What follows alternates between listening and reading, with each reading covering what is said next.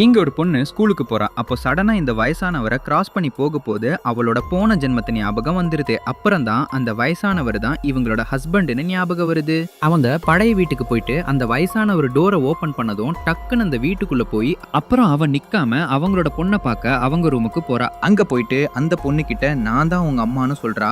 அந்த பொண்ணு இது ஏதோ விளையாடுதுன்னு நினைக்கிறாங்க.